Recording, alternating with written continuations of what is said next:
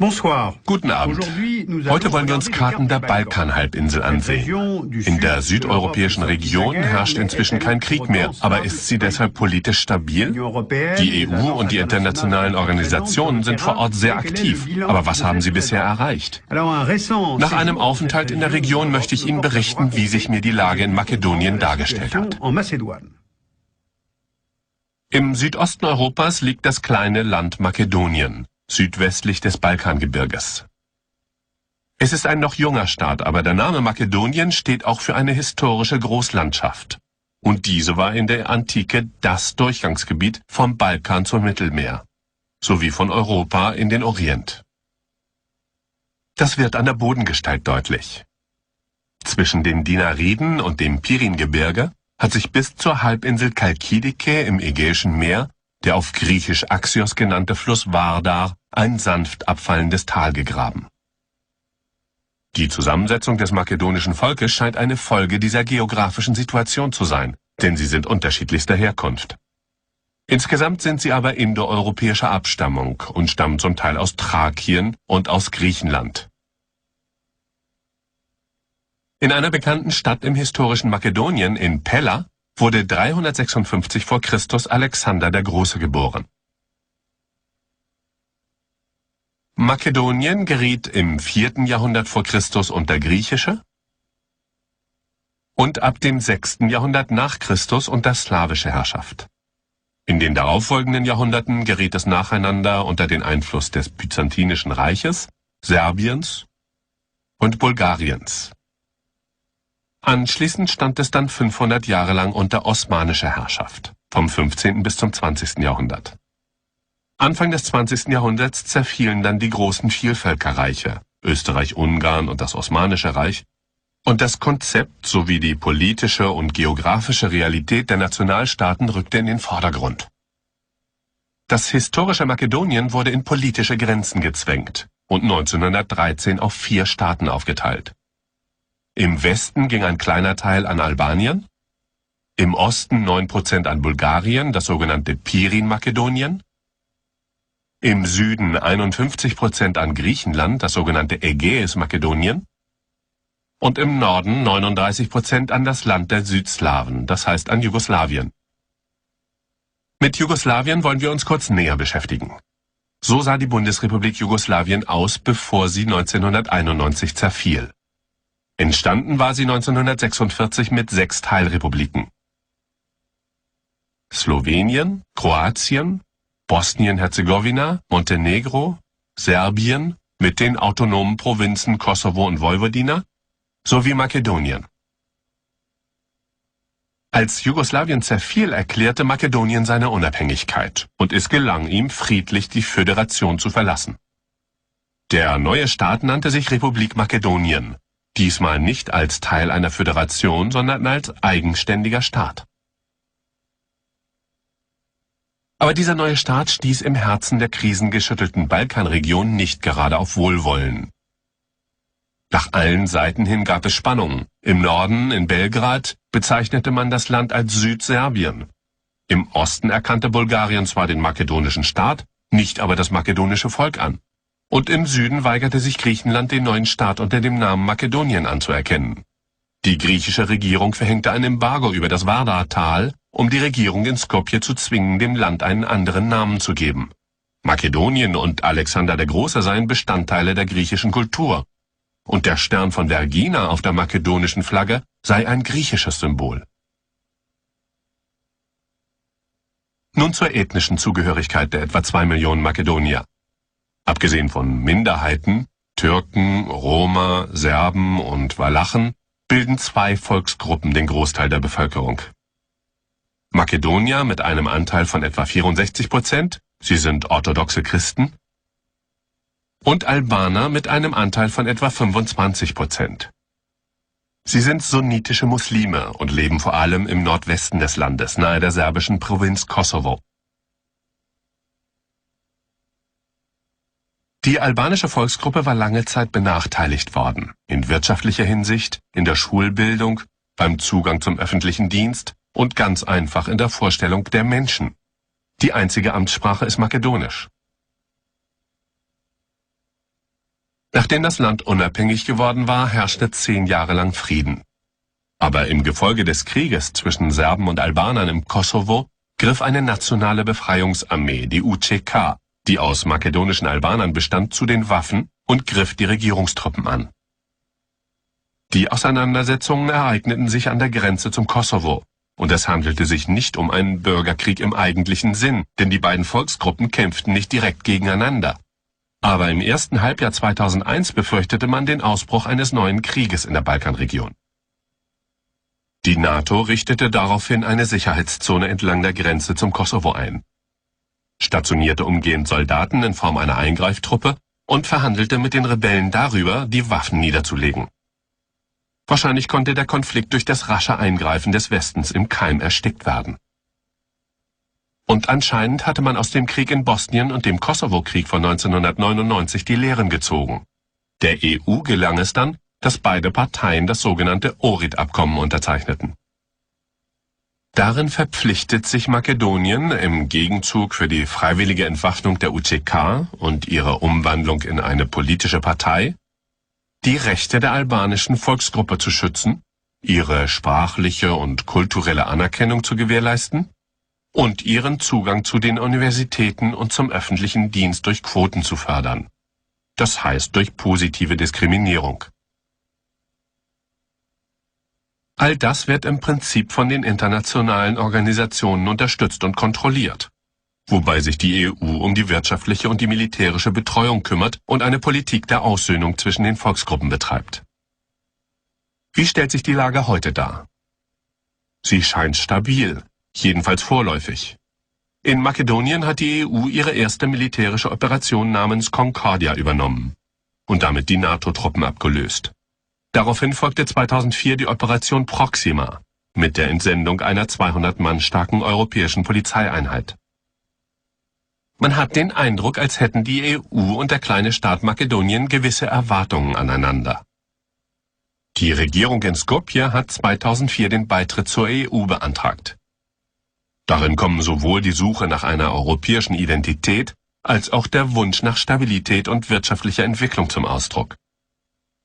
Makedoniens Wirtschaft hat sehr unter dem Zerfall Jugoslawiens und den Embargos gelitten. Zuerst das griechische Embargo gegen Makedonien, dann das der internationalen Gemeinschaft gegen das benachbarte Serbien, mit dem Makedonien intensive Handelsbeziehungen unterhielt. Zudem hat der Konflikt vom Frühjahr 2001 die wirtschaftliche Krise verschärft. Und 2005 beträgt die Arbeitslosenquote 37%. Makedonien ist ein armes landwirtschaftliches Land mit ein paar Textilfabriken und einigen Bodenschätzen. Außerdem hat es aufgrund seiner Binnenlage keinen Zugang zum Mittelmeer. So scheint, auch wenn er noch in weiter Ferne liegt, der Beitritt zur EU die einzige Perspektive. Aber das Land kann sich seine Bündnispartner und Wirtschaftsbeziehungen wahrscheinlich gar nicht selbst auswählen. Und die Makedonier neigen zu der Vorstellung, dass sich mit einer EU-Mitgliedschaft alle Probleme von selbst erledigen würden. Und die EU? Hat sie wirklich die Wahl? Denn die geografischen Verhältnisse sind von großer Bedeutung. Die Bestrebungen gehen dahin, im EU-Jargon sogenannte Verkehrskorridore zu schaffen, um den freien Verkehr zwischen den Mitgliedsländern zu fördern. So verläuft zum Beispiel der Korridor 10 durch das Vardar-Tal, eine natürliche Schneise für den Verkehr von Österreich und Slowenien, die bereits der EU angehören, durch Kroatien, das 2008 dazukommen, und Serbien, das sehr viel später beitreten könnte, sowie Makedonien bis nach Griechenland, das somit endlich eine Landverbindung zum Rest der EU bekäme. In Ost-West-Richtung würden durch den Korridor 8 vom Schwarzen Meer an die Adria eine Eisenbahnlinie, Straßen sowie eine Erdgas- und Erdölleitung verlaufen, von Varna in Bulgarien bis nach Durrës in Albanien, und zwar wiederum durch Makedonien. Allerdings sind für die EU nicht nur die wirtschaftlichen Aspekte von Belang. Man will und darf es nicht zu einem weiteren Krieg in Südeuropa kommen lassen. Man will auch nicht die geringste Änderung der Staatsgrenzen hinnehmen. Deshalb versucht man, die Koexistenz zwischen den makedonischen Volksgruppen wiederherzustellen. Deshalb hofft man, dass mit der Zeit das Zusammenleben in Gebieten mit gemischter Bevölkerung wieder möglich sein wird und die Unabhängigkeitsbestrebungen nach und nach zurückgehen werden. Sind aber die Erwartungen, die die Makedonier und die EU aneinander haben, wirklich realistisch? Sind sie inzwischen nicht ein wenig utopisch, wenn nicht sogar ideologisch? Herrscht in Europa nicht eine Art politische Denkweise vor, bei der man davon überzeugt ist, das einzig Richtige zu tun? Denn wie sieht die Zukunft Makedoniens zum Beispiel im Jahr 2015 aus? Es hat willkürliche Grenzen, ist zu klein, zu schwach bevölkert, wirtschaftlich kaum lebensfähig, ohne Zugang zum Meer und hat wenig Aussicht auf eine eigene Identität. So ist das Land bereits seit 15 Jahren unabhängig und hat immer noch keinen international anerkannten Namen. Das Prinzip des Selbstbestimmungsrechts der Völker hat sicherlich geholfen, die Herrschaft der Sowjetunion zu brechen. Aber nun sollte es insofern ergänzt werden, als man klar sagt, dass es nicht Europas Ziel sein kann, jedem Volk einen eigenen Staat zu geben. Mazedonische Wirklichkeit seit einem halben Jahr. Auf Anschläge der albanischen Rebellen reagieren Polizei und Armee mit zunehmender Härte. Plötzlich ist ein Hass entstanden, der dieses Land zu spalten droht. Nachbarn werden zu Feinden, immer mehr Menschen kommen bei Anschlägen ums Leben, immer mehr Menschen sterben im Granatenhagel der Armee. 10 Jahre nach der Feier zur Unabhängigkeit droht ein scheinbar friedliches Land im Chaos zu versinken. Wir fragten Aljuš Hamiti, einen Albaner, und Perkos Miljevski, einen Mazedonier. Zentraler Punkt dabei, die Minderheitenrechte. Ganz offenbar haben viele Albaner das Gefühl, nicht gleichberechtigt zu sein. Sie sind Bürger dieses Landes, aber sie fühlen sich als Bürger zweiter Kategorie. Vielleicht fühlen sie das nur, aber dieses Gefühl haben viele. Und ich habe dieses Gefühl auch.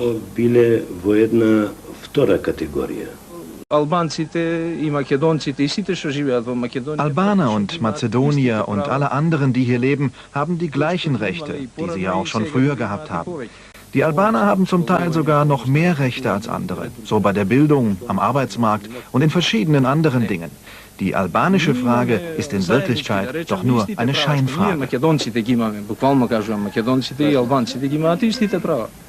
So hat die Regierung Georgievski lange argumentiert. Und auch die Vorgängerregierung hatte sich geweigert, den Forderungen der Albaner nachzugeben. Nun, im Friedensabkommen von Ohrid, wird den Albanern all das zugestanden, was sie 10 Jahre lang friedlich, aber erfolglos zu erreichen versuchten.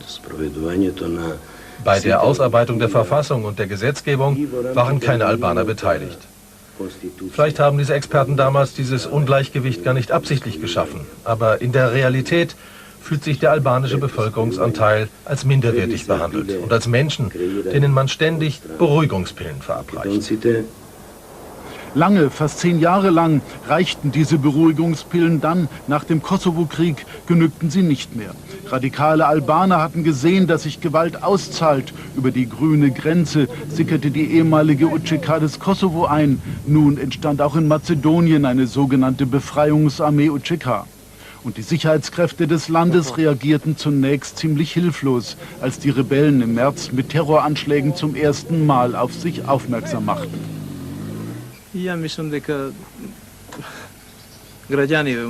Ich denke, dass wir Mazedonier und alle anderen wissen, dass es keine albanische Frage gibt.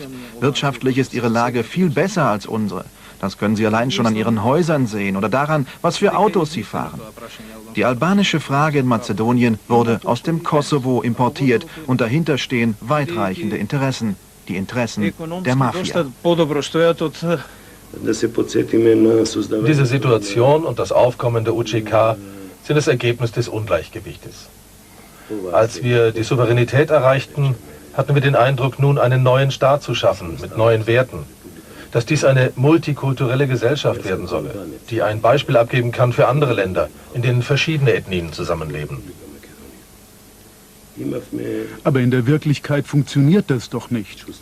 Unglücklicherweise nicht. Das alles begann, als die Verfassung angenommen wurde und die Albaner erkannten, dass einige Artikel dieser Verfassung für die Albaner diskriminierend sind. Zum Beispiel die Frage der Bildung oder der Staatsbürgerschaft. Glauben Sie wirklich, dass die Albaner Waffen nehmen mussten? Ich habe immer geglaubt, dass unsere Probleme ohne Gewalt gelöst werden können. Aber auf eine friedliche Lösung hätten wir vielleicht 300, vielleicht 500 Jahre warten müssen. Niemand kann so lange warten. Was also bleibt, ist das balkanische Patentrezept. Problemlösung durch Gewaltanwendung.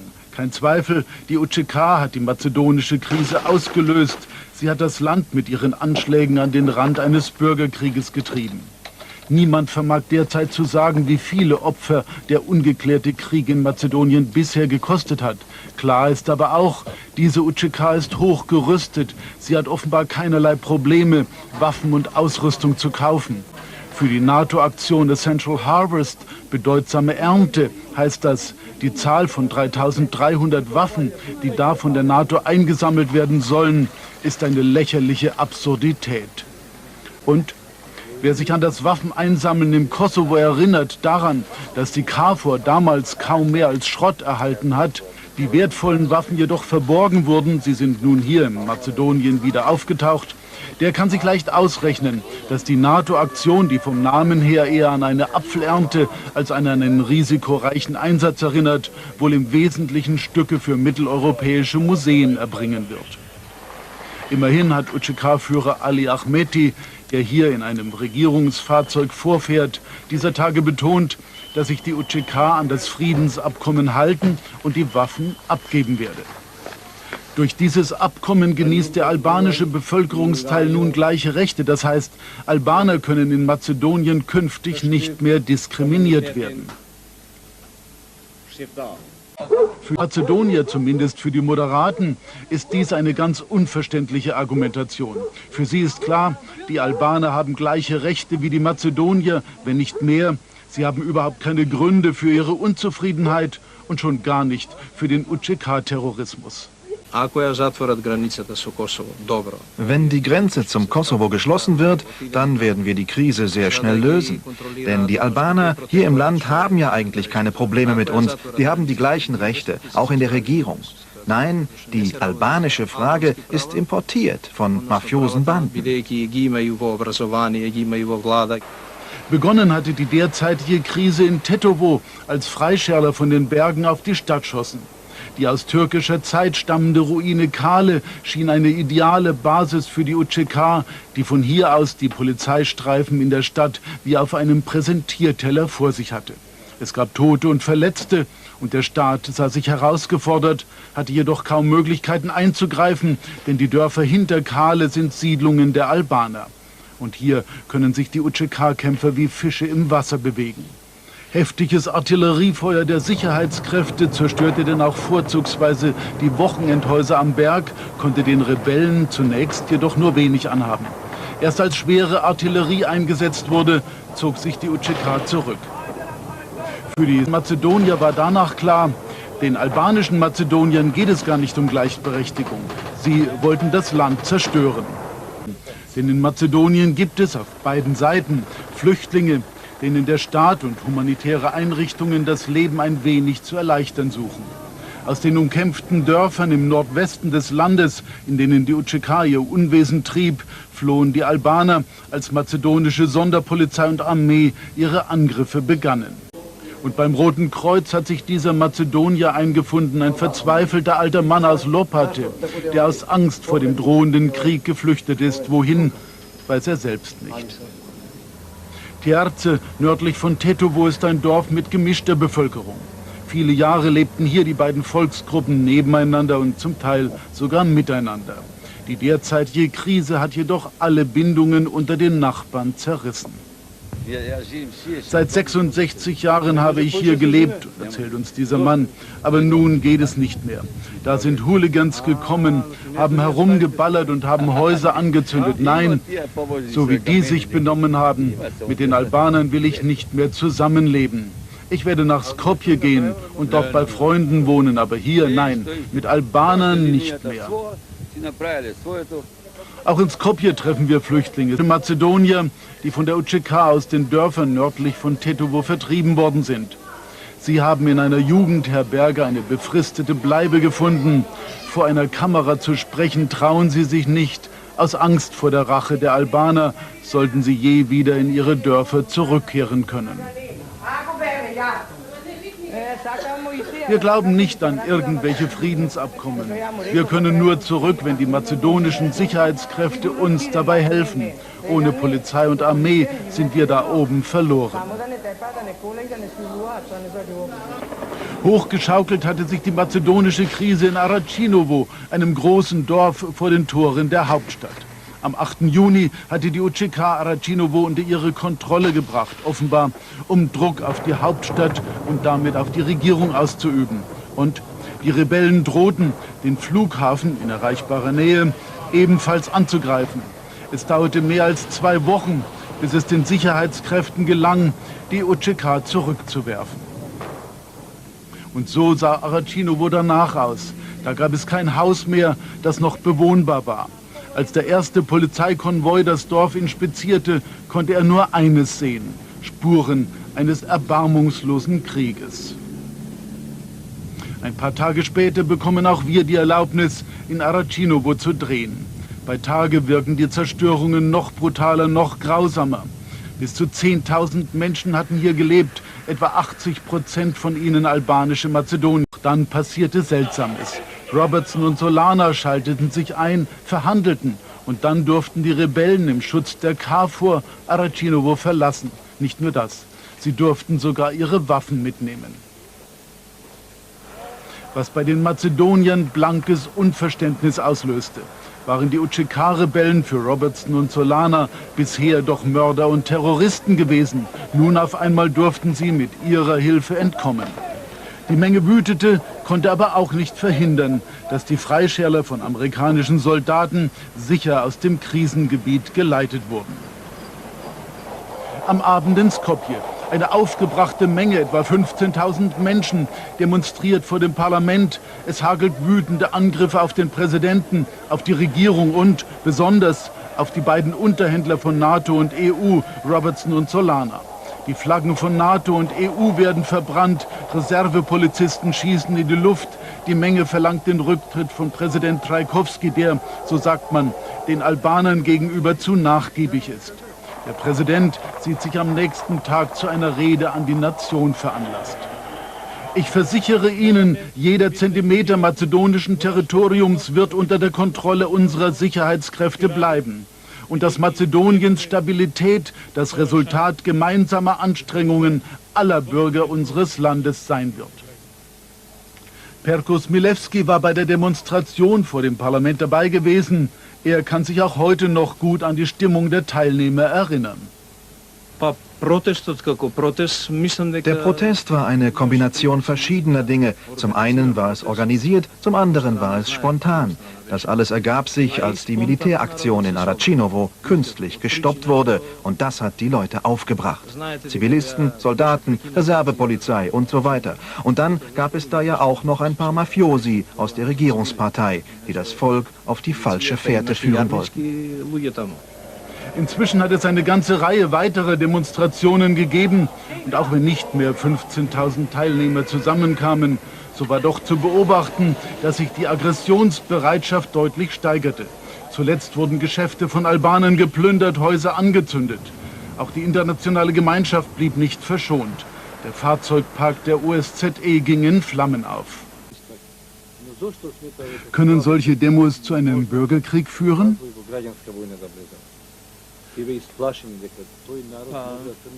Nun, Tod den Albanern haben sie gerufen und nur ein toter Albaner ist ein guter Albaner. Ich denke aber, das ist alles Quatsch. Auch unter den Albanern gibt es anständige Leute, besonders unter den Älteren, mit denen kann man zusammenleben.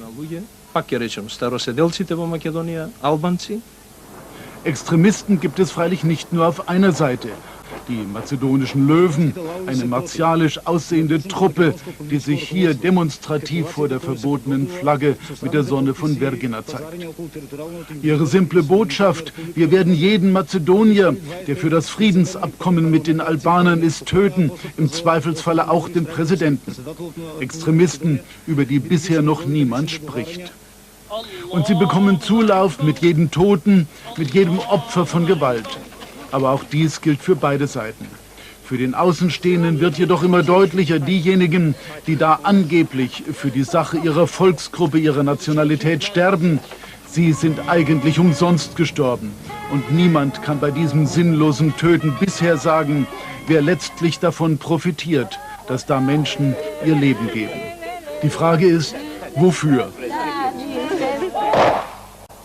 Und wofür jene Angriffe, die auch vor wertvollen Kulturgütern nicht Halt machen? Es ist offenbar die ganz gezielte Zerstörung all dessen, was der jeweils anderen Seite heilig ist.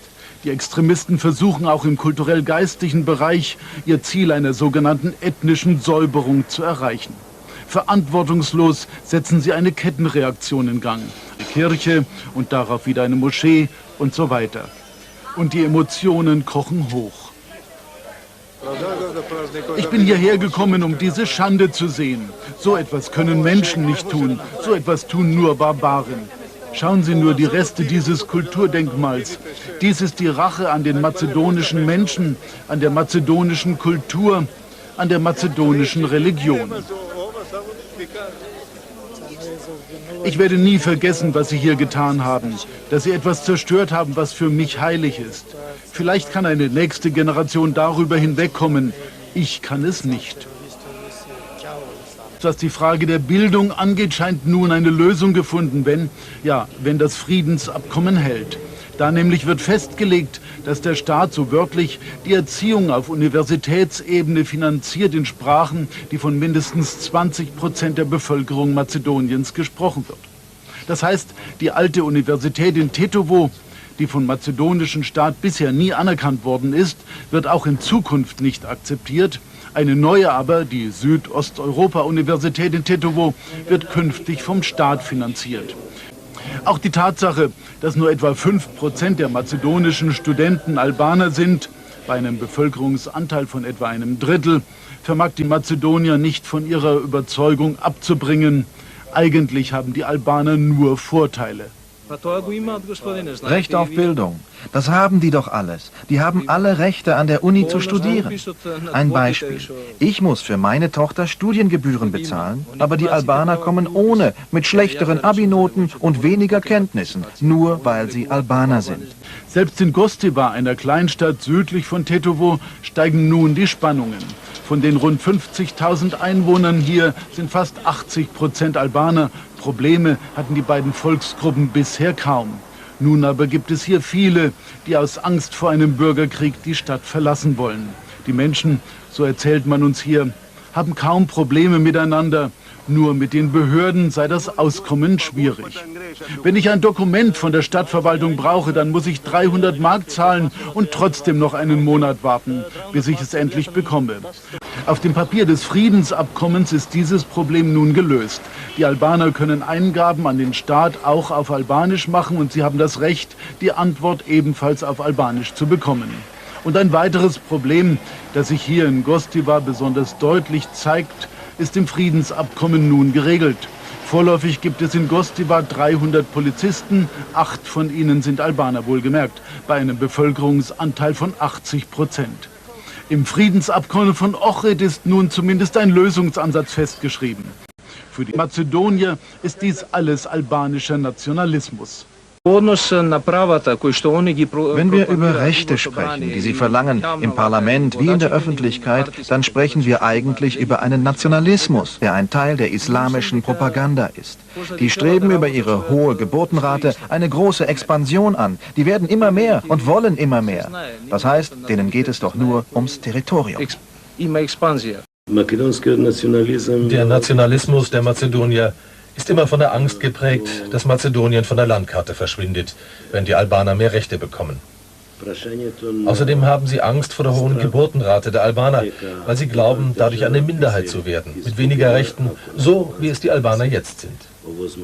Ich glaube an all das nicht, denn auch die neue Generation der Albaner hat im Durchschnitt nur noch 3 Kinder. In dieser von nationalistischen Gefühlen bestimmten Spannung dürfte es die NATO nicht leicht haben.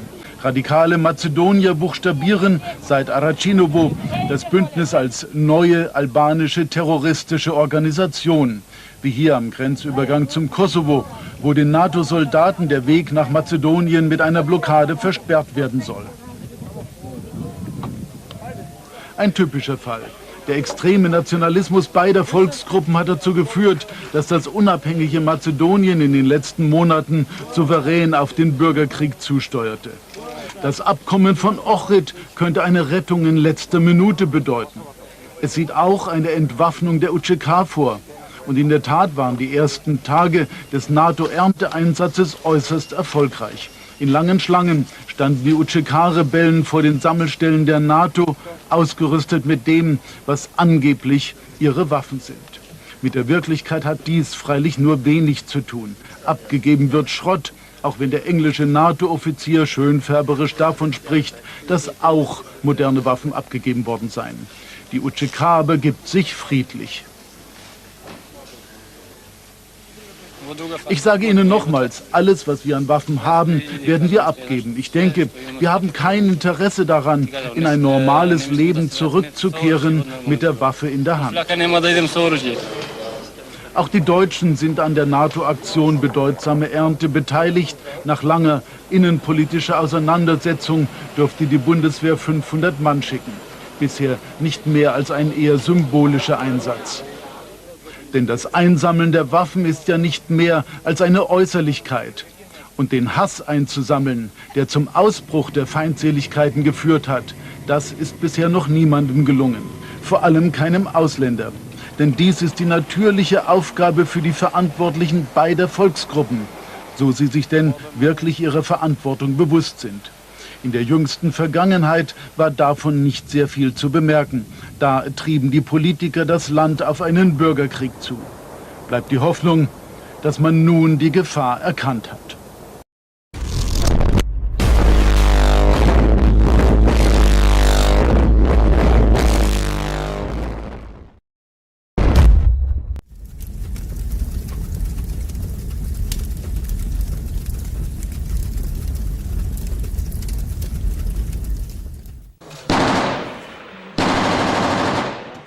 Macedonian police pinned down by bullets from above.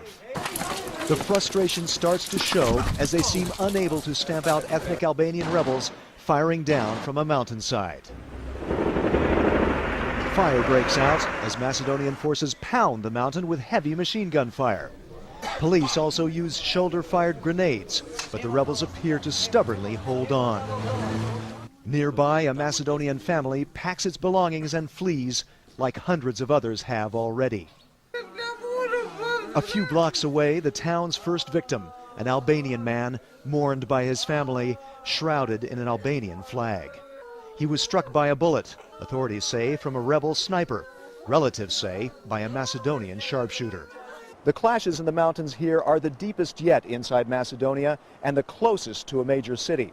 Macedonian security forces are trying to keep the fighting from turning into urban warfare, which could have far wider repercussions. Tetovo is an ethnic patchwork quilt of Albanian and Macedonian neighborhoods, and a conflict here would be devastating.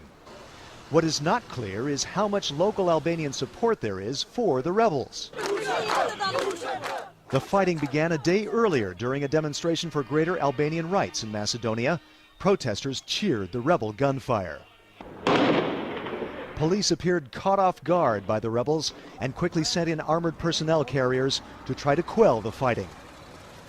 Macedonian authorities say some 200 rebels from Kosovo crossed the border to stage attacks around Tetovo, as they have in other border areas.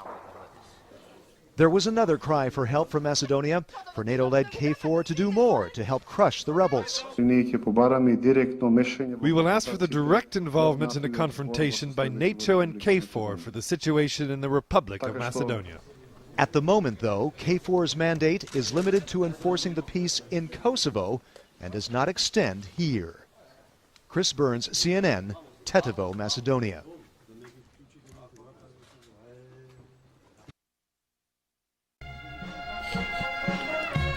Goran Stoyanovsky, a 28-year-old policeman and father of two, his picture carried and caressed by a cousin.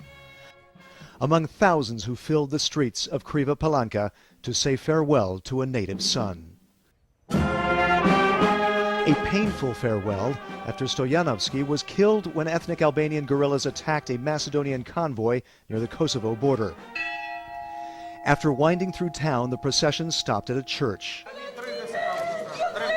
Family members were overcome with grief during the service.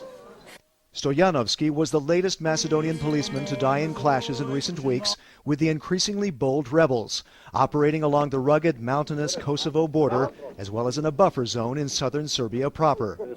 Though they demand more autonomy and rights for ethnic Albanians, who make up at least a quarter of the population in Macedonia, their support appears limited here. Some say the rebels are hiding behind political claims to maintain lucrative smuggling. The Macedonians received more diplomatic support, this time from the visiting French foreign minister. Back in Kriva Palanka, a final farewell at the cemetery for Goran Stoyanovski. His wife kissed his badly bruised face as family members were overcome with grief. Loved ones blamed the Macedonian government and NATO-led KFOR forces for not doing enough to stem the violence. The government is guilty for all this, she said. Shame, said another. The shame for the American, the shame for the NATO, isn't it? Macedonia has been praised for a measured response to the rebels. The question is, how many more funerals will it take for the government to crack down harder and risk driving a dangerous wedge between the Slavic and Albanian communities? Chris Burns, CNN, Kriva Palanka, Macedonia.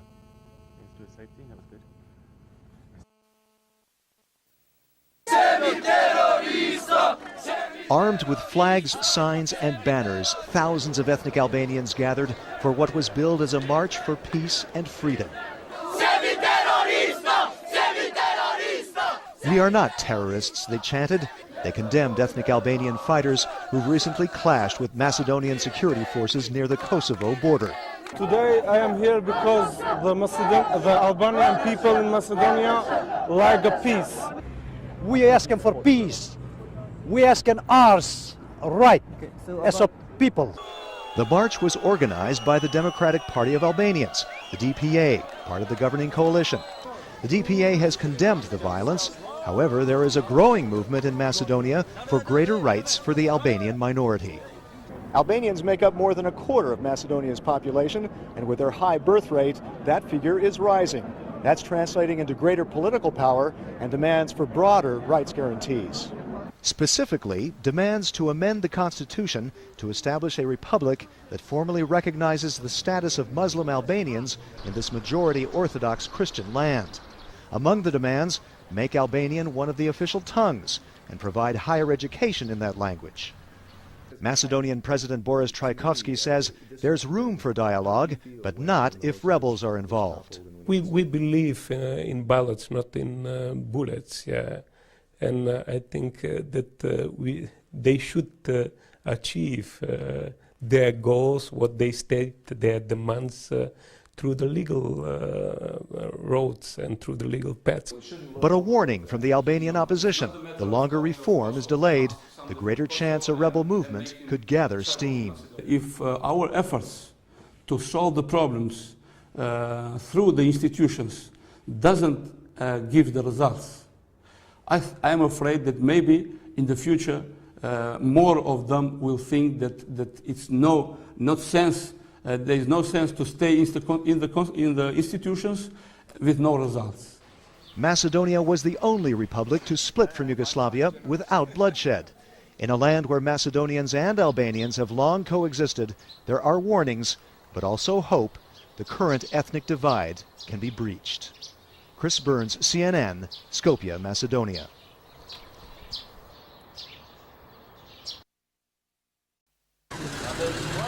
The guns lay silent but ready.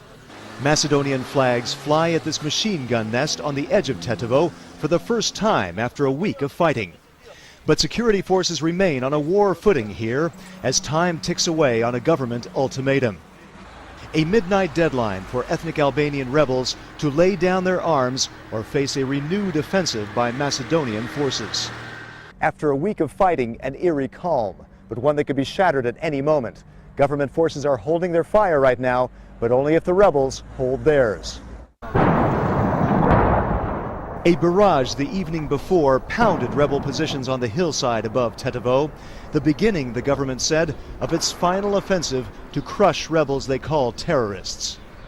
In the aftermath of the artillery barrage, shattered houses on a deserted hillside. Townspeople wait anxiously to see if the lull holds.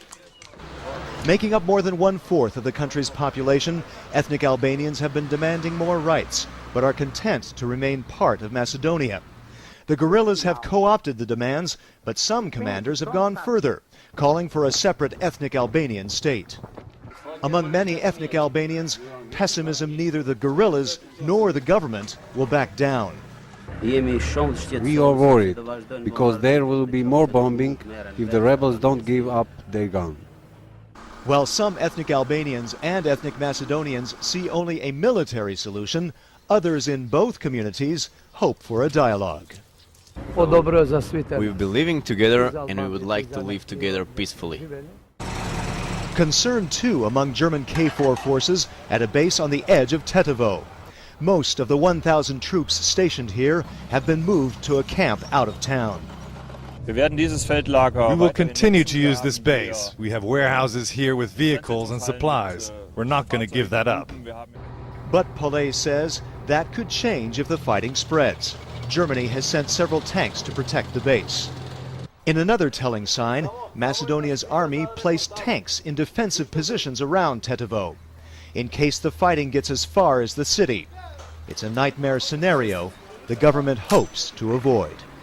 Chris Burns, CNN, Tetovo, Macedonia. That right? Yes, because they will first start shooting with small cannons. They missed the vehicle.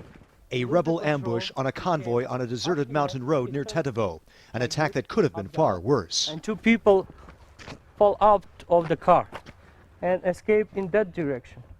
The rebels didn't miss with their second rocket-propelled grenade, destroying the vehicle. More than a dozen troops and police in 2 other vehicles also jumped out and took cover. They drove off the rebels in a firefight. 1 policeman was wounded in the shoulder. Security forces heavily reinforced the area in an attempt to track down the guerrillas.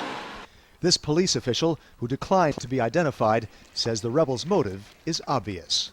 We can just guess what is their meaning, but actually they're properly trying to say that they will not stop with their action against our forces. The clash came as a new government of Slavic Macedonians and ethnic Albanians issued an ultimatum for rebels holding northern villages to lay down their arms and withdraw by Thursday noon or face attack. The ambush here shows the conflict could spread again to the mountains above Tetovo, already battered by weeks of bitter fighting. Macedonian forces retook this area back in March, but their hold on this no man's land is sometimes tenuous. Last month, another ambush killed 4 policemen and 4 soldiers. That attack helped set off the fighting around the town of Kumanovo that threatens to flare up again. The rebels contend the new government will pay only lip service to demands for more rights for the ethnic Albanian minority and that they must fight on. The rebel defiance poses a test to the new so-called unity government as it tries to grant more rights to the Albanians and reestablish control on the ground. Chris Burns, CNN, near Shipkovica, Macedonia.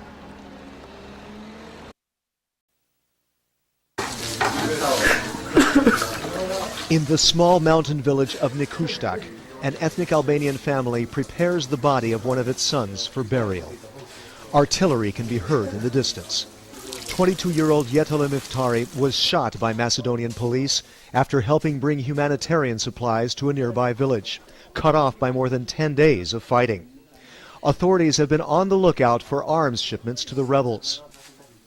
As Miftari's body is washed, loved ones cling to his feet. His infant son watches, held by Miftari's brother, as he's lowered into the coffin. Miftari's father, a truck driver based in Austria, watches bewildered. "You're on the street and suddenly you're shot," he said. "I don't understand." The women come to grieve, some not wanting to say goodbye. The coffin makes its way to the cemetery. Miftari is passed from hand to his final resting place. How Jetele Miftari died has 2 versions, exemplifying a climate of mistrust. Authorities say a police patrol fired on Miftari when he turned his car around and tried to flee. Villagers say Miftari fled after police opened fire. Mistrust is jeopardizing hopes of ending both the military conflict and the political crisis here. Government forces have fought ethnic Albanian rebels to a standoff. The rebels refuse to withdraw, demanding inclusion in talks about greater rights for the Albanian minority. Meanwhile, a key ethnic Albanian party is demanding a ceasefire before joining a so-called Grand Coalition government aimed at settling the crisis. Back in Nikushtak, the father of Yetola Miftari helps lay his son to rest. Miftari's brother watches and cries. Frustration grows among the villagers. They say Albanians remain second-class citizens a decade after Macedonia's independence from Yugoslavia. After 10 years, we still need more jobs. Our schools are broken down, he said. Albanians and Macedonians should stay together, but we need to build together. A hope that is fading as a deadly stalemate drags on. Chris Burns, CNN, Nikushtak, Macedonia.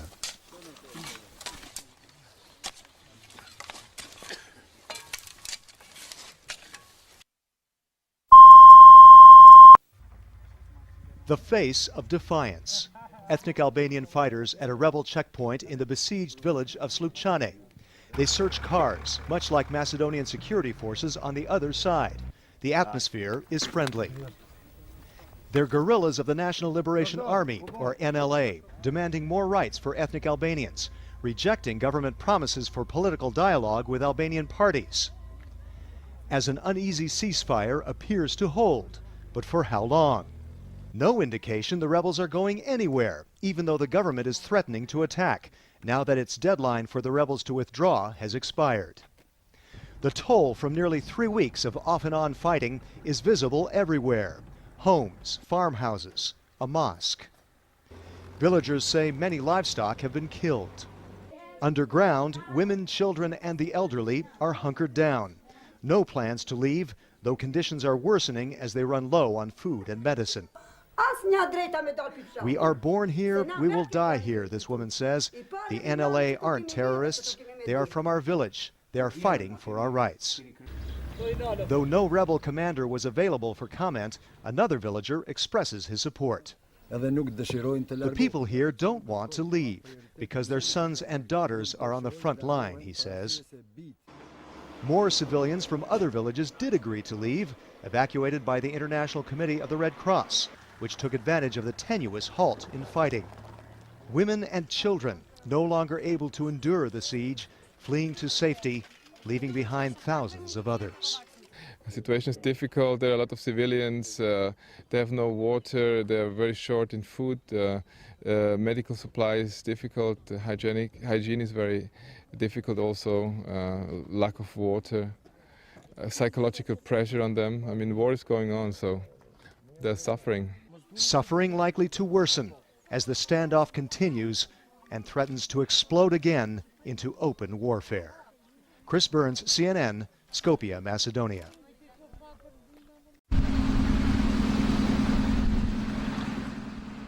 An armored personnel carrier near the front line in the mainly ethnic Albanian village of Matece, behind checkpoints cordoning off the area. Police move under heavy guard. The guerrillas hold the next village over. Few of the 3,000 residents here are on the streets. Most are staying inside. Though fighting has ebbed, many here have little hope the formation of a broad new governing coalition of ethnic Albanian and Macedonian parties will force the rebels to leave.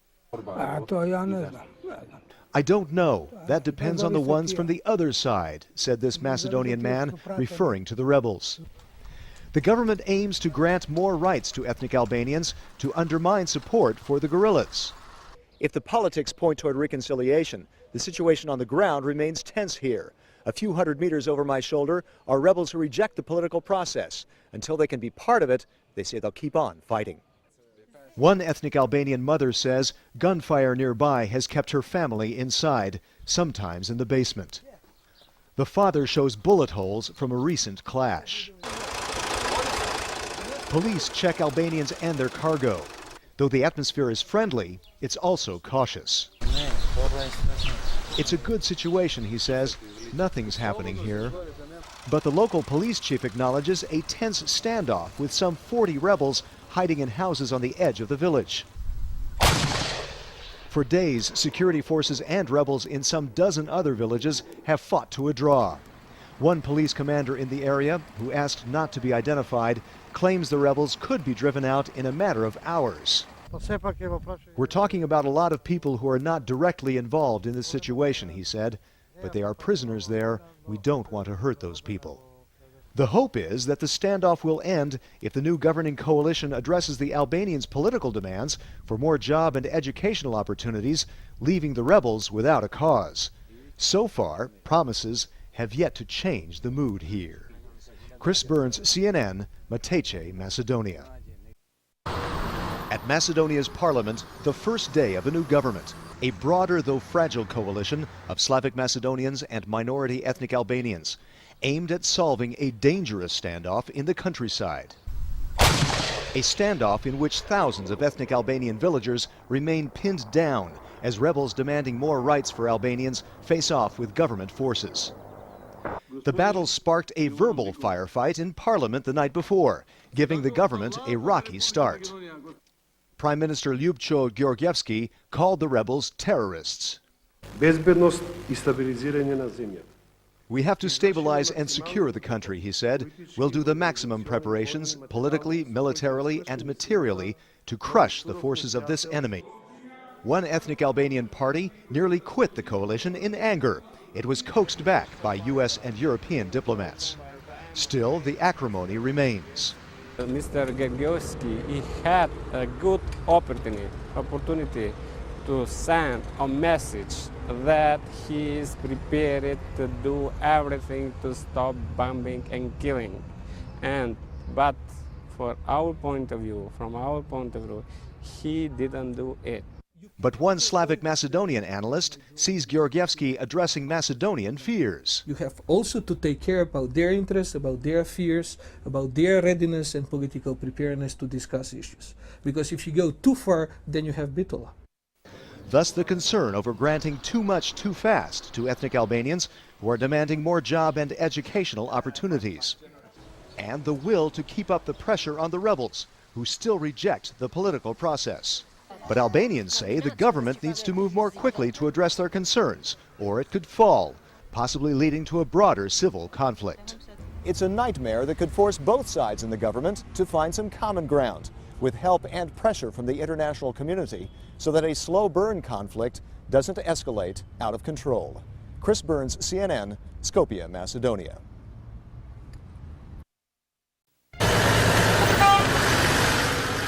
Red Cross vehicles ferry dozens of ethnic Albanian villagers to safety.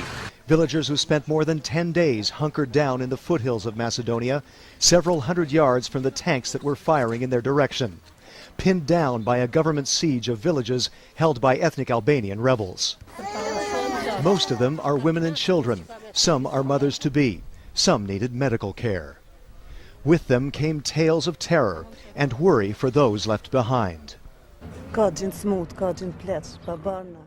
So many are living in basements without food, water, medicine, said this pregnant woman. I left because I'm mostly afraid for my children. First, there's a ceasefire in the morning, and then Macedonian forces start shooting, he said. When we go out of the basement, they start firing grenades. The International Committee of the Red Cross says thousands of other villagers are still pinned down or refusing to leave their homes. The Macedonian army announced a dawn-to-dusk ceasefire to give villagers a better chance of fleeing. The ceasefire appeared aimed at easing efforts to reach a grand governing coalition of ethnic Albanian as well as Slavic Macedonian parties.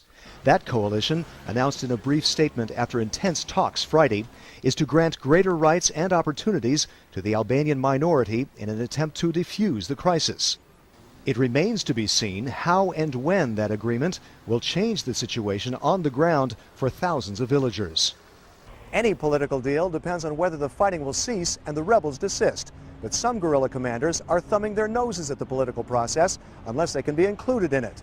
That could mean more fighting unless the rebels can be successfully isolated. Isolated politically and militarily, if a governing coalition can seize the initiative, and if Macedonia and its neighbors, including NATO-led KFOR, can cut off the flow of weapons to the guerrillas. Critical variables that could determine how soon thousands of villagers will no longer live in fear. Chris Burns, CNN, Skopje, Macedonia.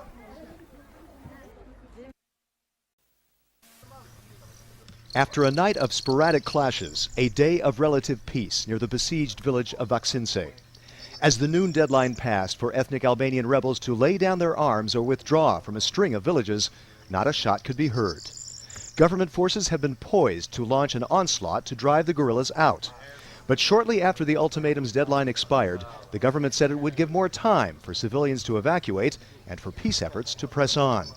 Officials said more than 1,500 villagers left in the 24 hours leading up to the deadline and that more appeared ready to leave. This ethnic Albanian family left the mainly Albanian village of Matece, fearing the fighting could spread there. We are leaving because of this ultimatum, he said. No one was bombing the village, but it's a mixed village. Meanwhile, diplomats used back channels, including Albanian leaders in Kosovo, to press the rebels to back down. We're at the pivotal point, the decisive moment, the moment of truth, and we just are confident that the Albanian side will muster the strength to make the right decision. Diplomats say the rebels could agree to a pullback in exchange for amnesty and rehabilitation for local fighters under international monitoring. Diffusing the crisis would buy more time for the fragile new multi-ethnic governing coalition in Skopje to address Albanian demands for more rights. The alternative is too horrible to imagine, President Boris Tchaikovsky told the nation the night before. The alternative is a divided society entangled in war.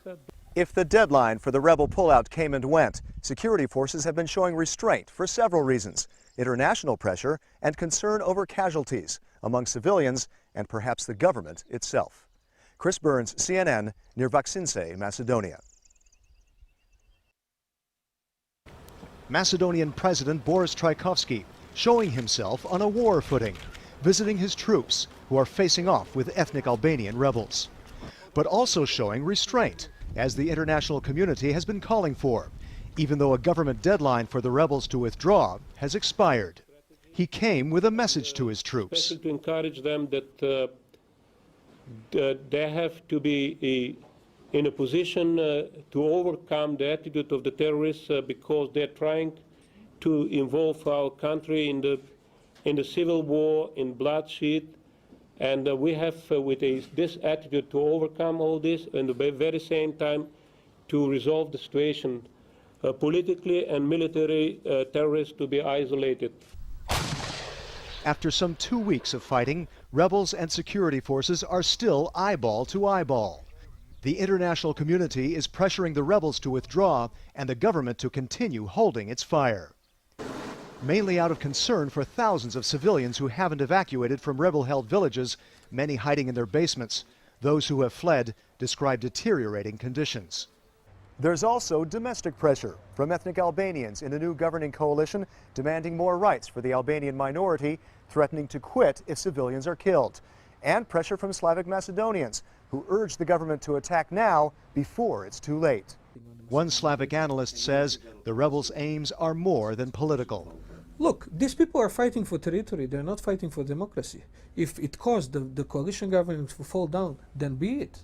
It's a balancing act President Tchaikovsky faces, trying to hold the country together as he seeks the least violent way out of the crisis.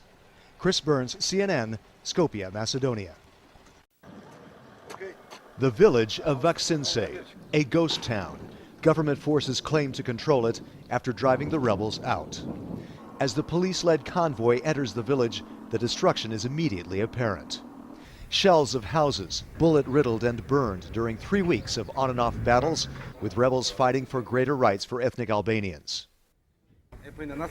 Macedonia's interior minister pays a quick visit, praising his troops, predicting government forces will take the rest of the rebel-held villages in a matter of days. This action, in cooperation with the Ministry of Defense, has been very successful, he said.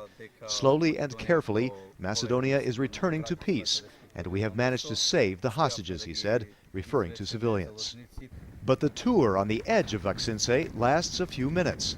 Police and troops sight rebels somewhere inside the village. As the troops advance, reporters are told to leave. Security forces retook this village after fierce house-to-house fighting. The pockets of resistance show the battle isn't over. What's more, the rebels can fall back into the hills and strike again. Battles rage in nearby villages as the government presses on with its offensive. Thousands of civilians have fled, but thousands more remain holed up in their homes. Among those who fled Vaksinse, Recep Demiri, suffering from throat cancer, unable to get treatment for weeks, unable to speak because of the advancing disease. His wife speaks of desperate conditions in a basement with more than 100 people afraid to leave because of the crossfire. We had no medicine, there were no doctors, we couldn't go out, we had no food, no water. As the suffering grows and the battles continue, tension has risen between Slavic Macedonians and minority Albanians in the 2-week-old governing coalition. Albanian leaders have threatened to quit the government if civilian casualties continue to mount. That, some analysts fear, could signal the beginning of a civil conflict. Chris Burns, CNN, Vaksinse, Macedonia.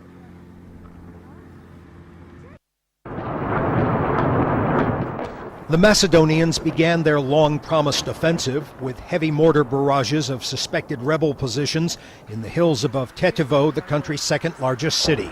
Smoke poured out of houses where it is believed the rebels had taken up defensive positions. The Macedonian government hoped the increased artillery shelling would soften the ethnic Albanian rebel positions so that a convoy of armored personnel carriers and infantry would encounter less resistance as they advance for the first time toward the high ground which the rebels have held for the last 12 days. Soviet vintage T-55 tanks belonging to the Macedonian government finally came out of their bunkers and growled through the town at the crack of dawn. The tank's value in the mountains may be marginal, however, because of the steep inclines, because of limited maneuverability, and because the rebels are believed to have anti-tank weapons.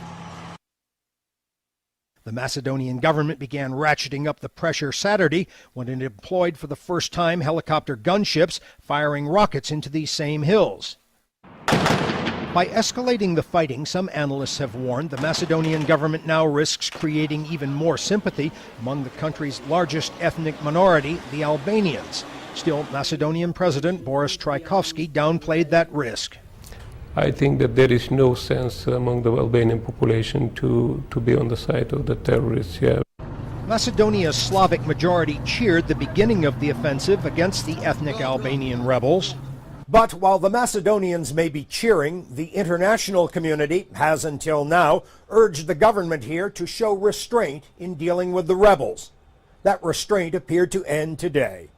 Walter Rogers, CNN, Skopje, Macedonia.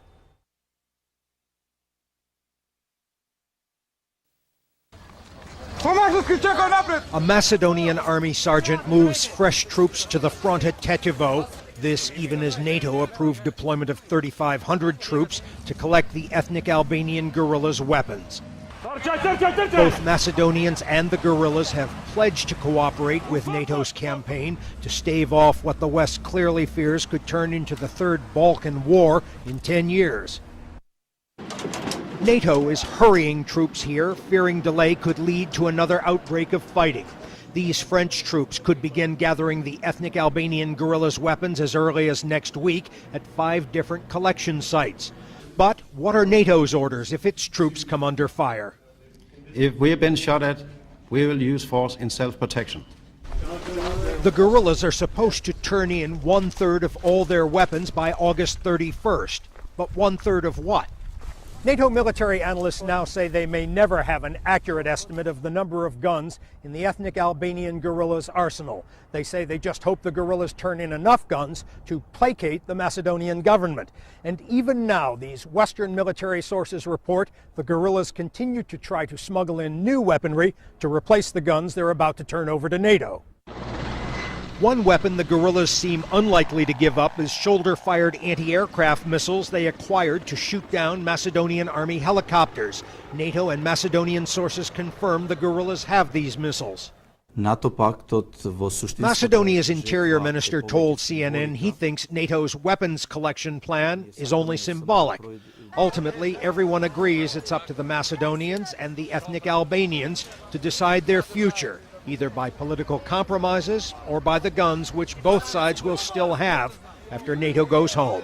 Walter Rogers, CNN, Skopje, Macedonia. NATO buildup in Macedonia continues even without the political green light for Operation Essential Harvest to proceed full throttle.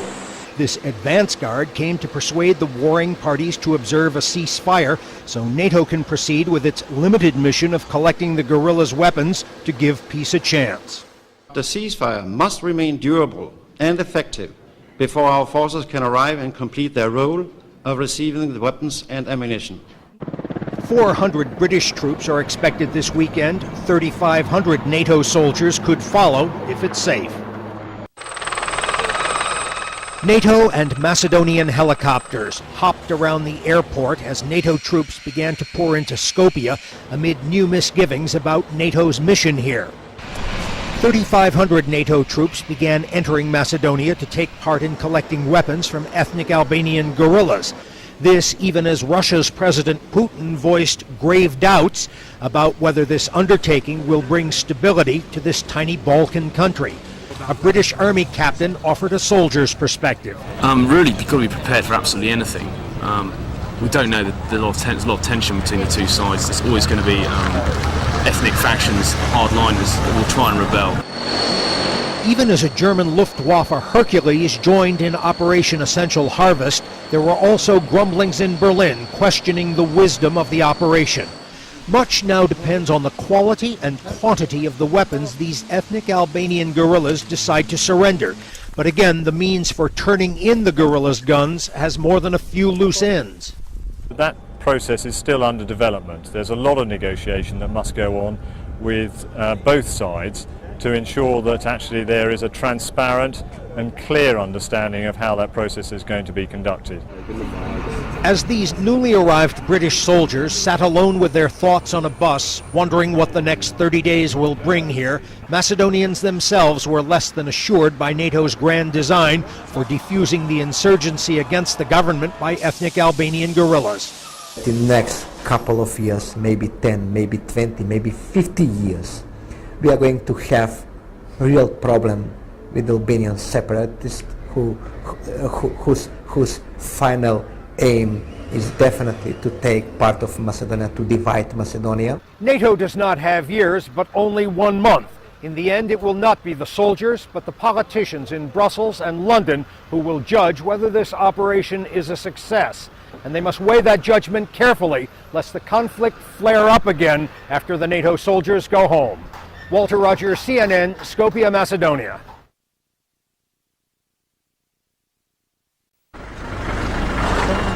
A Czech Air Force plane flies in Czech paratroopers to provide protection for British commanders of a NATO force. The Czechs, the British, and other NATO units know Macedonia is less than a friendly environment. We can expect also some, let's say, dissatisfied elements to try to hinder the mission. All the arriving troops also know many Macedonians believe NATO has tilted toward the ethnic Albanian guerrillas as they waged their war against Macedonia since February. This NATO advance guard, to be led by the British, is here primarily to see if it's safe enough to bring in more troops later. Then upwards of 4,000 NATO soldiers could come in to collect weapons the guerrillas voluntarily surrender. The ethnic Albanian guerrillas have yet to work out the technical details for giving up their weapons. They've reportedly indicated they will turn over 2,000 guns. The Macedonian government says they must give up 8,000 weapons. And the amnesty agreement for the guerrillas may fall short of what these ethnic Albanians say they need. There remain more questions than answers now. For example, NATO says it's not here to protect anyone. So who protects the guerrillas from reprisals once they give up their guns? NATO's answer: we're relying on the trust and goodwill of both sides. The problem is both those commodities have been in very short supply here. Walter Rogers, CNN, Skopje, Macedonia.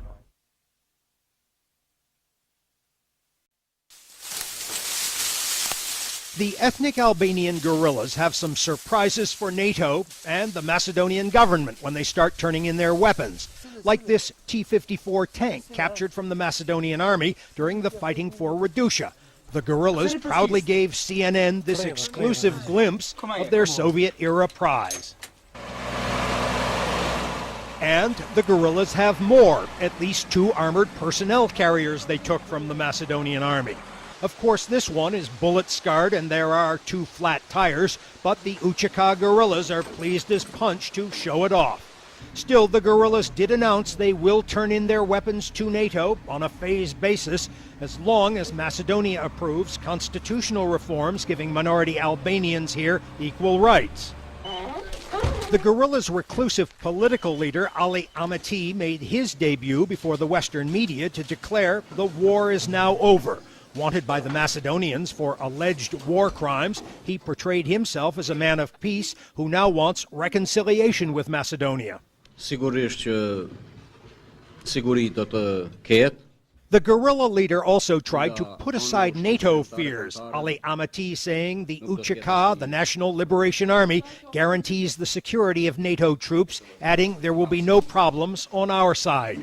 There are more than a few flaws in the NATO weapons collection plan, and Western military analysts acknowledge some extraordinary blind spots in their intelligence.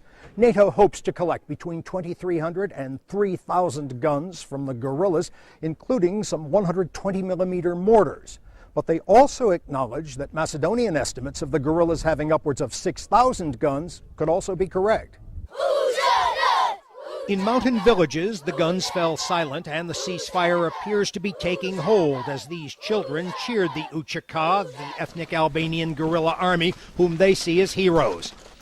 But elsewhere, in villages like Raduša, there was evidence the ethnic Albanians paid a frightful price. Many of the human residents have become refugees. If the ceasefire holds, NATO may yet collect the Macedonian tank, but with modifications. Before relinquishing it, the guerrillas say they're going to paint it red with the UÇK insignia all over it. Walter Rogers, CNN, with the ethnic Albanian guerrillas in Macedonia.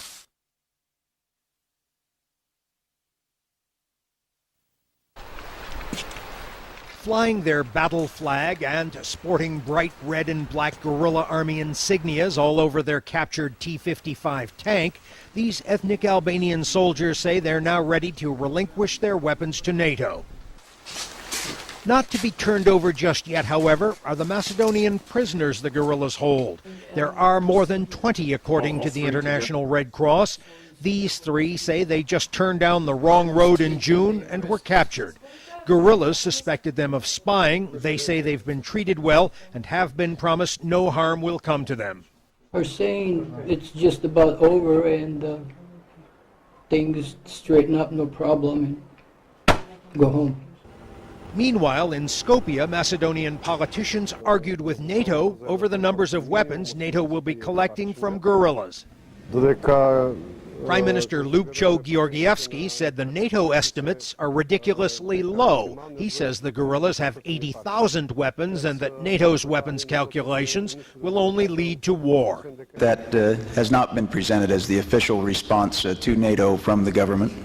NATO spokesman Barry Johnson discounted the Prime Minister's numbers, saying Monday's weapons collection plan is still on track. We, as I said, fully anticipate this process moving forward once the clarifications are made. A British colonel tried to put the best possible face on a NATO mission that faces increasing skepticism. The collection of weapons is but one part of a process, and that process, we hope, is heading towards peace and stability in this country. Less sure of that peaceful future, however, are the ethnic Albanian guerrillas in northern Macedonia. They openly admit they will keep some of their weapons because they say they don't want to be left defenseless once NATO leaves after its 30-day mission ends. This guerrilla commander, known as the Professor, said if NATO leaves in 30 days, its mission will be a failure. In his words, for Macedonia to calm down, NATO must think in terms of years, not 1 month. These ethnic Albanians may be looking down the barrel of disappointment, however, because NATO insists everyone here will be on their own again sometime in September. Walter Rogers, CNN, Skopje, Macedonia.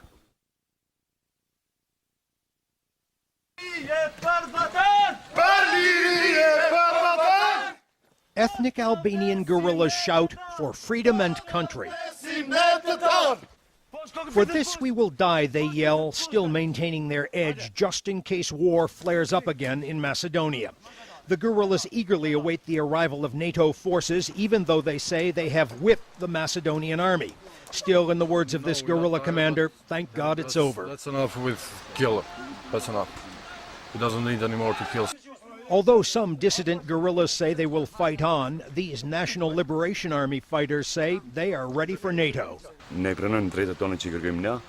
the Macedonian government honors the peace agreement it signed, we will disarm, this fighter said.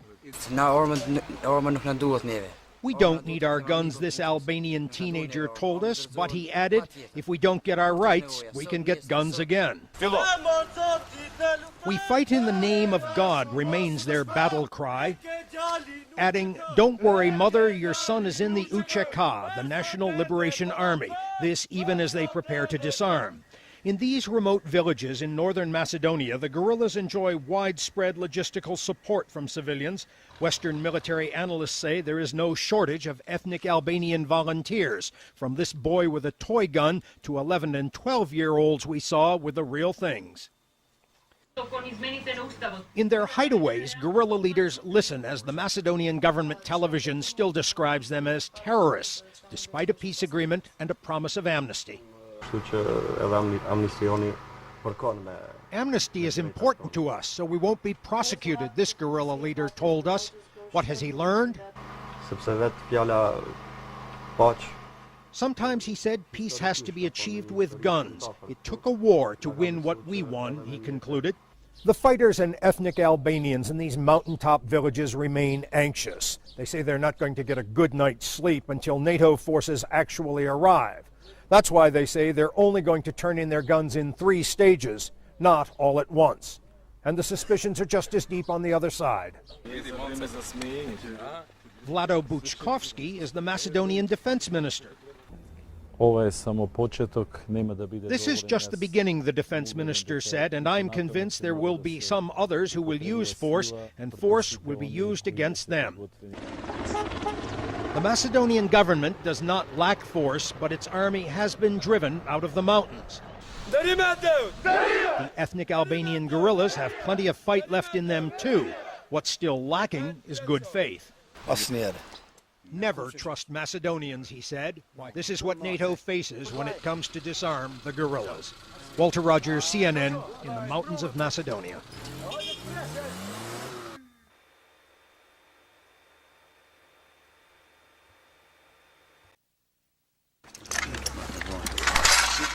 Ethnic Albanian guerrillas strip weapons they know they must now give up in exchange for amnesty.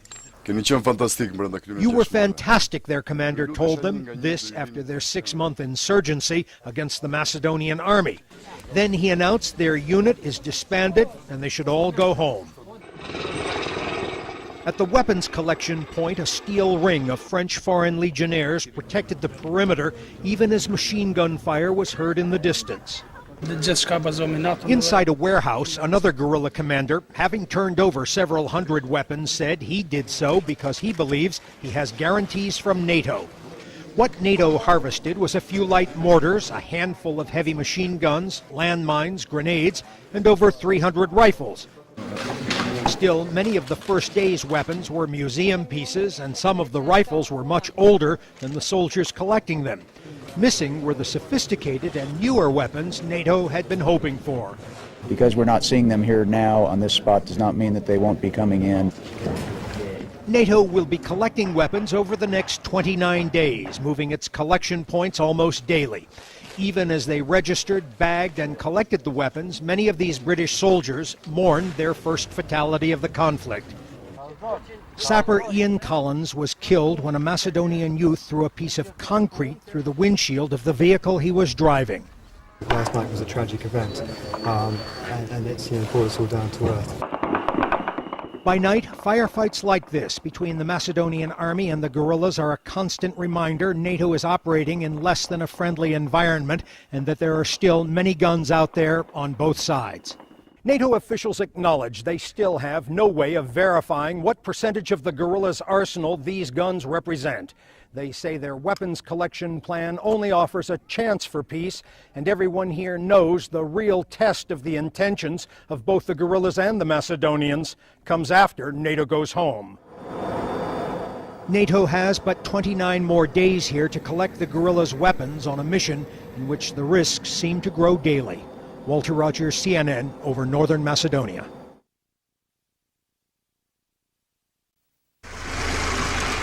A NATO soldier salutes an ethnic Albanian farmer's tractor, testifying to a more relaxed atmosphere as NATO's weapons collection moves ahead.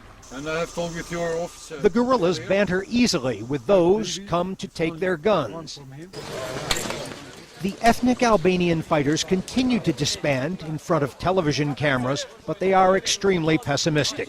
This guerrilla said, "I don't believe the Macedonians have anything good in store for us, otherwise they would have treated us better before this." The weapons being surrendered ranged from ancient carbines to newer assault rifles. This guerrilla was sporting a modern anti-tank rocket launcher. And a British officer said the guerrillas here even turned in some smaller shoulder-fired anti-aircraft missiles.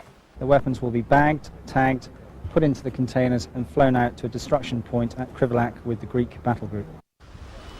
This NATO collection point was in an unfinished house in the mountains above Tjetjevo, a guerrilla stronghold.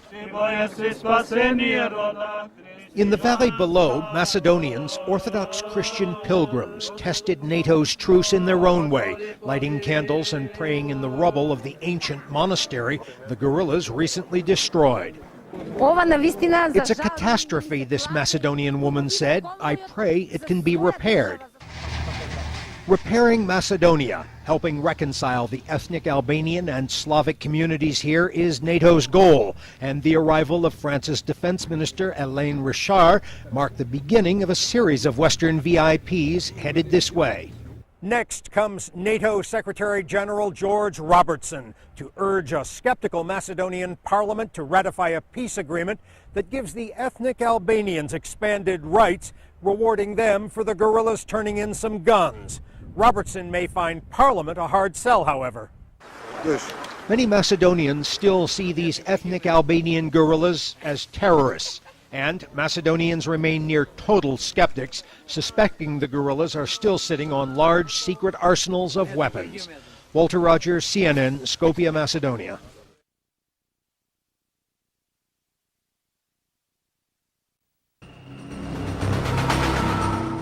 This is not a Hollywood action movie. These are Tigers, paramilitary police that some ethnic Albanians fear the Macedonian government will unleash upon them once the guerrillas give up all their guns and once NATO goes home. The units are not Macedonian army, but serve under the Minister of Interior, Ljubša Boškovski, a political hardliner. NATO Secretary General George Robertson was so concerned he warned Macedonians no illegal paramilitary must be allowed to operate here. There must be no exceptions for those who break the law and the order of this country. Boškovski has dismissed NATO's weapons collection program in Macedonia as symbolic. We will solve the terrorist problem on our own, he said. It won't be easy, but we will solve it. Some Tiger security police are already in the field. You can spot them because they wear ski masks to hide their identity. To those ethnic Albanian guerrillas giving up some of their guns and disbanding, the deployment of the Interior Ministry's police hiding their identity is anything but reassuring. None of the guerrillas have faith in the Macedonian government's intentions. To be a tiger in the jungle of the 21st century is to be a survivor, a winner, is the message of the Macedonian security recruiting video, broadcast in a country where NATO talks of building trust and peace. Perhaps also, with some justification, the Macedonians feel they need to polish up their military image after fighting an insurgency with the guerrillas to whom they actually lost territory. This call to join the Tigers recalls Macedonia's ancient glory under Philip of Macedon and his son, Alexander the Great.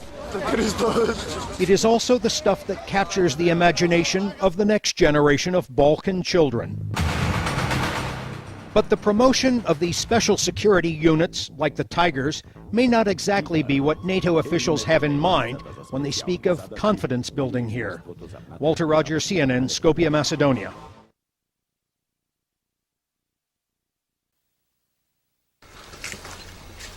A Macedonian man and his son-in-law inspect the home they abandoned at Lejšak after ethnic Albanian guerrillas overran the area a month ago. The announcement NATO has an agreement with the guerrillas on the numbers of weapons they will turn in inspired enough confidence among some Macedonians to re-enter territory still controlled by the guerrillas.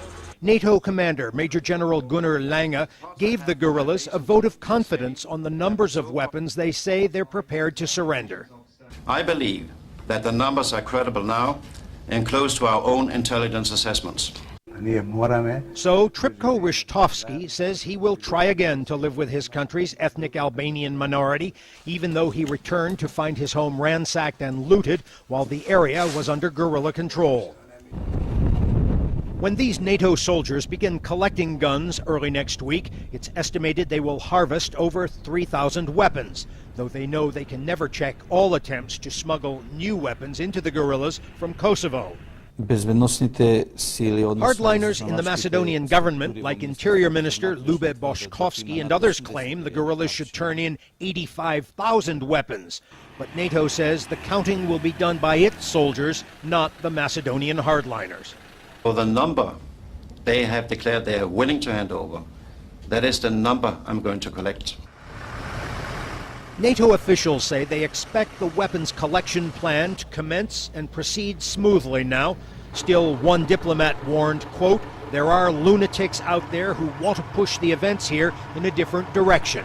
He cited the recent shelling and destruction of a priceless Macedonian Orthodox monastery by guerrillas as evidence of the volatility of the situation. Just as important as weapons collection, however, is Macedonian politics. Next Friday, Parliament convenes to decide if the ethnic Albanian guerrillas have turned in enough weapons to proceed with political reforms addressing ethnic Albanian grievances. A two-thirds majority will be necessary to pass the reforms. And one Western official here said that vote a week from now will decide if there's going to be peace or war. Walter Rogers, CNN, Skopje, Macedonia.